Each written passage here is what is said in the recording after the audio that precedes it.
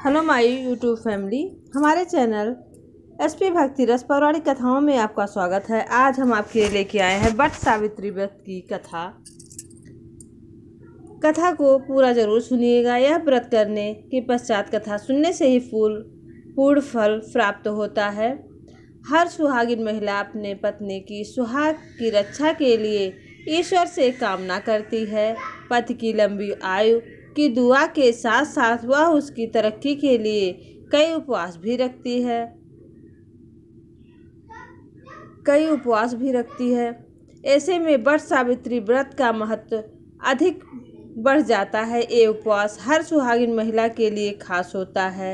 वट सावित्री व्रत के दिन सुहागिनें पूरे विधि विधान से पूजा करती हैं। इसी दौरान कुछ महिलाएं निर्जला उपवास भी रखती हैं। इस दिन वट वृक्ष की पूजा का खास महत्व है। माना जाता है कि इस वृक्ष की पूजा के बिना यह व्रत पूर्ण नहीं होता है।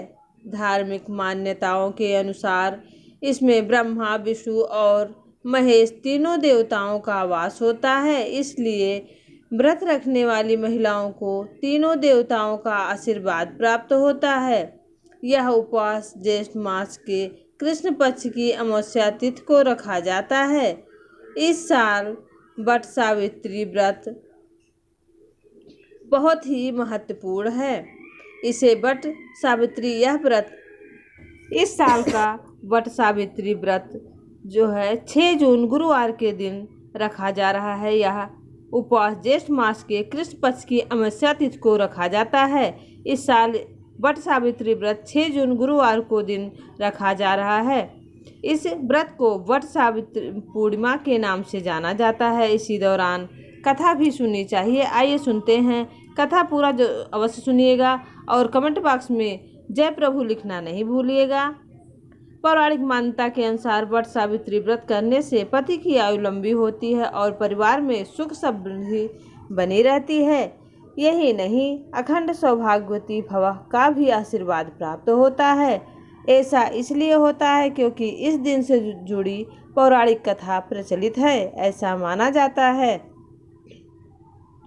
कि मध्य देश में अश्वपति नाम के धर्मात्मा राजा का राज था और उनकी कोई संतान नहीं थी।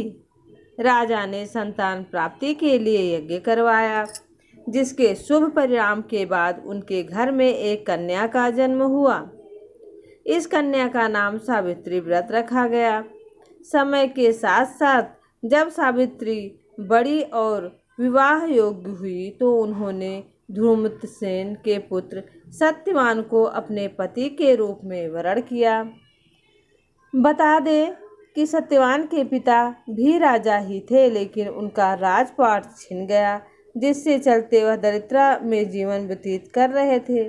सत्यवान के माता पिता की भी आंखों की रोशनी चली गई थी और वह जंगल में लकड़ी काटकर उन्हें बेचकर अपना गुजारा कर रहे थे। सावित्री और सत्यवान के विवाह की बात चली तब नारद मुनि ने सावित्री के पिता राजा अश्वपति को बताया कि सत्यवान अल्प आयु है और विवाह के 1 वर्ष पश्चात ही उसकी मृत्यु हो जाएगी। नारद मुनि की बात सुनकर सावित्री के पिता ने उन्हें समझाने का बहुत प्रयास किया, लेकिन वह नहीं मानी। अंत में सावित्री का सत्यवान से विवाह हो गया।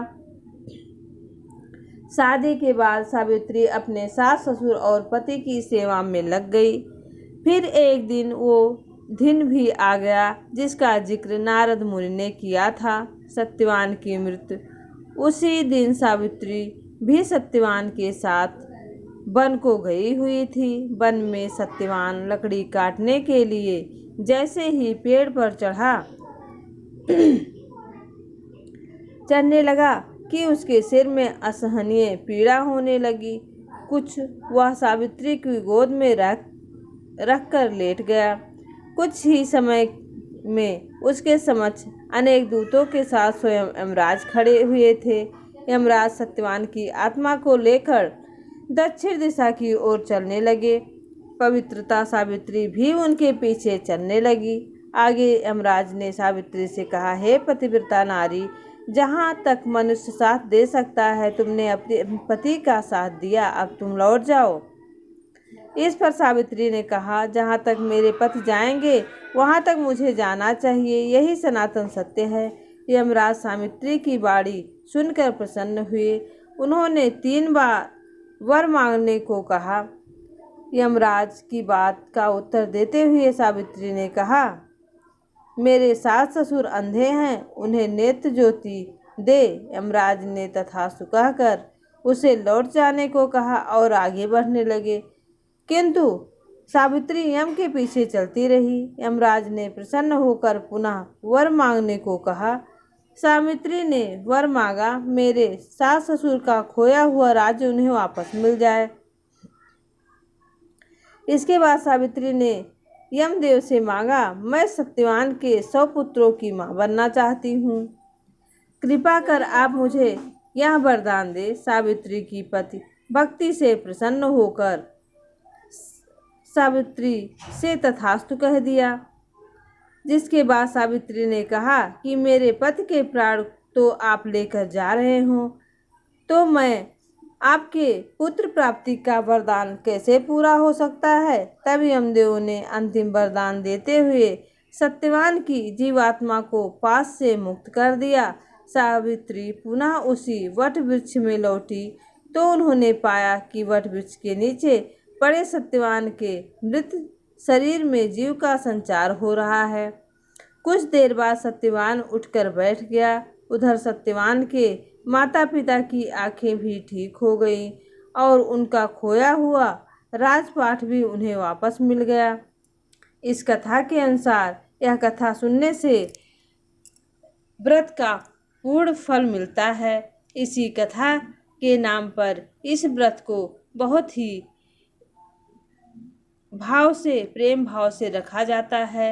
यह व्रत हमारे हिंदुस्तान की सभी औरतें खास कर रखती हैं और विधि विधान से पूजा करती हैं और सभी गले मिलकर एक सूत्र में बांधकर प्रेम एकता का भी संचार करती हैं। अगर आपको ये पौराणिक कथा अच्छी लगी हो तो प्लीज़ कमेंट बॉक्स के माध्यम से कमेंट में ज़रूर बताइएगा। कोई त्रुटि होगी तो कृपया कमेंट बॉक्स के माध्यम से अवगत कराइएगा। आप सभी को वट सावित्री व्रत कथा की ढेर सारी शुभकामनाएं। प्रभु की कृपा आप सभी पर बरसती रहे। आप लोग हमेशा हंसते मुस्कुराते रहें और प्रभु भक्ति में है शक्ति। प्रभु के गुण गाते रहिए और भक्ति के रस में डूबते रहिए। हमारे चैनल एसपी भक्ति रस पौराणिक कथाएं को लाइक शेयर सब्सक्राइब करिएगा। कमेंट बॉक्स में कमेंट करना ना भूलिएगा। जय प्रभु जी।